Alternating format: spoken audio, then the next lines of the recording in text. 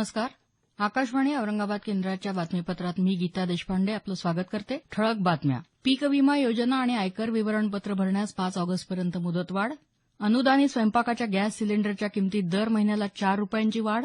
मार्चपर्यंत सबसिडी संपुष्टात आणण्याचं सरकारचं उद्दिष्ट.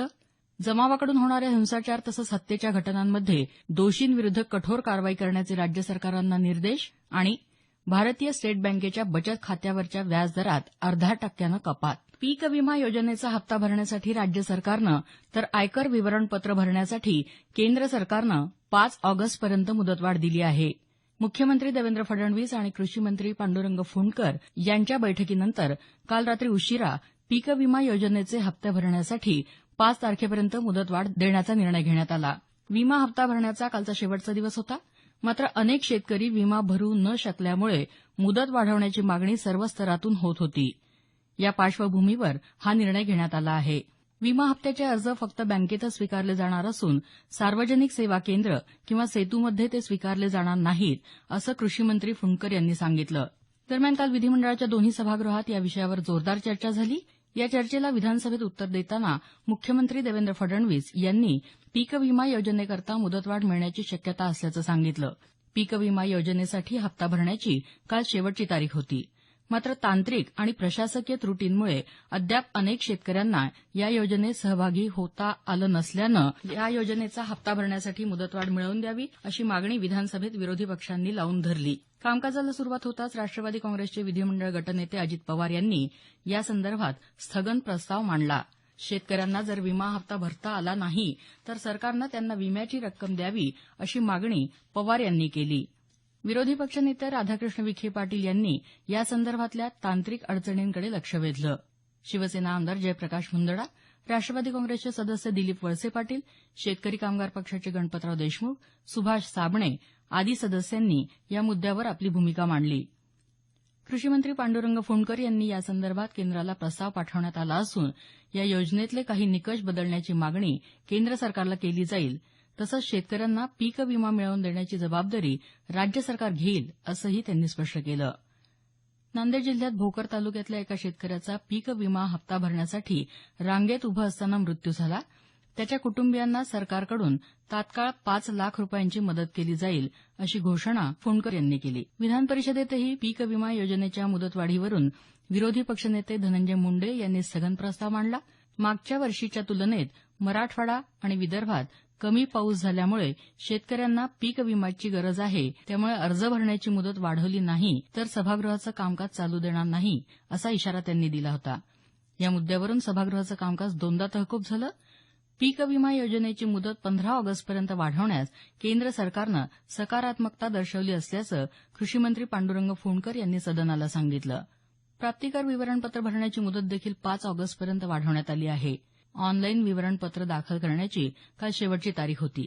मात्र मुदत वाढवून देण्याच्या मागणीमुळे आता आयकरदात्यांना ई फायलिंगद्वारे 5 ऑगस्टपर्यंत विवरणपत्र भरता येणार आहे. आतापर्यंत 2 कोटींपेक्षा अधिक विवरणपत्र ऑनलाईन पद्धतीनं आयकर विभागाकडे दाखल झाली आहेत.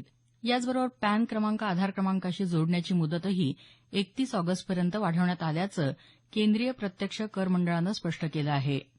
राज्य माध्यमिक मंडळाच्या 9वीच्या इतिहासाच्या पुस्तकात माजी प्रधानमंत्री राजीव गांधी तसंच इंदिरा गांधी यांच्याविषयी प्रकाशित झालेला मजकूर तपासून पाहावा, यासाठी अभ्यास मंडळाला आदेश देण्यात येतील, असं शालेय शिक्षण मंत्री विनोद तावडे यांनी काल विधान परिषदेत सांगितलं. सदस्य संजय दत्त, सुनील तटकरे, शरद रणपिसे, भाई जगताप, कपिल पाटील यांनी यासंबंधीचा प्रस्ताव मांडला होता. अनुदानित स्वयंपाकाचा गॅस एलपीजी सिलेंडरच्या किमतीत दर महिन्याला 4 रुपयांची वाढ होणार आहे. पेट्रोलियम मंत्री धर्मेंद्र प्रधान यांनी लोकसभेत याबद्दलची माहिती दिली आहे. पुढील वर्षाच्या मार्च महिन्यापर्यंत स्वयंपाकाच्या सिलेंडरवरील अनुदान संपवण्याचा सरकारचा मानस आहे. त्यादृष्टीनं ही वाढ करण्यात येणार आहे, असं ते म्हणाले. जमावाकडून होणाऱ्या हिंसाचार तसंच हत्येच्या घटनांमध्ये दोषींविरुद्ध कठोर कारवाई करण्याचे निर्देश राज्य सरकारांना देण्यात आले असल्याचं केंद्रीय गृह राज्यमंत्री किरेन रिजिजू यांनी सांगितलं. या घटनांमुळे निर्माण झालेल्या परिस्थितीवर काल लोकसभेत चर्चा करण्यात आली. या चर्चेला उत्तर देताना ते बोलत होते. काँग्रेस नेते मल्लिकार्जुन खरगे यांनी चर्चेला प्रारंभ करत अशा वाढत्या घटनांकडे लक्ष वेधलं. या घटना देशाच्या अखंडता आणि एकात्मतेसाठी धोकादायक असल्याचं त्यांनी सांगितलं. राष्ट्रवादी काँग्रेसच्या खासदार सुप्रिया सुळे यांनी महाराष्ट्रात झालेल्या अशा घटनांविरोधात तात्काळ कारवाई करण्याची मागणी केली. शिवसेनेचे अरविंद सावंत यांनी सामाजिक प्रसारमाध्यमांवरून खातरजमा न करता पसरवल्या जाणाऱ्या माहितीमुळे असे प्रकार होत असल्याकडे लक्ष वेधलं. तृणमूल काँग्रेसचे सौगत रॉय, बिजू जनता दलाचे तथागत सत्पथी, मार्क्सवादी कम्युनिस्ट पक्षाचे मोहम्मद सलीम, एमआयएमचे असदुद्दीन ओवेसी यांच्यासह अनेक सदस्यांनी अशा घटनांचा निषेध करत केंद्र सरकारकडे ठोस कारवाईची मागणी केली. हे बातमीपत्र आकाशवाणीच्या औरंगाबाद केंद्रावरून प्रसारित केलं जात आहे. आमचं हे बातमीपत्र newsonair.com या संकेतस्थळावरही उपलब्ध आहे. भारतीय स्टेट बँकेनं बचत खात्यावरच्या व्याजदरात 0.5% कपात केली आहे. बचत खात्यावर 1 कोटी रुपयांपेक्षा कमी रकमेवर आता 3.5% दरानं व्याज मिळणार आहे. मात्र 1 कोटी रुपयांपेक्षा जास्त रकमेवर 4% व्याजदर कायम असेल, त्यात काहीही बदल होणार नाही, असं बँकेकडून स्पष्ट करण्यात आलं आहे. बेटी बचाव बेटी पढाव या योजनेची अंमलबजावणी करताना कुठल्याही स्वरूपात रोख रक्कम दिली जात नसल्याचा खुलासा केंद्रीय महिला आणि बालविकास मंत्रालयातर्फे करण्यात आला आहे. महाराष्ट्रासह अन्य 3 राज्यात काही अनधिकृत संघटना या योजनेच्या माध्यमातून प्रोत्साहनपर रोख रक्कम देण्याचं आमिष दाखवून बेकायदेशीर अर्जांचं वाटप करत आहेत. मात्र या योजनेत अशा स्वरूपाचं कोणतंही अनुदान देण्याची तरतूद नसल्याचं महिला आणि बालकल्याण मंत्रालयानं स्पष्ट केलं आहे. या संघटनांपासून सावध राहण्याचं आवाहनही मंत्रालयानं केलं आहे. मराठवाड्यातल्या परभणी जिल्ह्यात अशा प्रकारच्या काही घटना घडल्याचं निदर्शनास आलं आहे.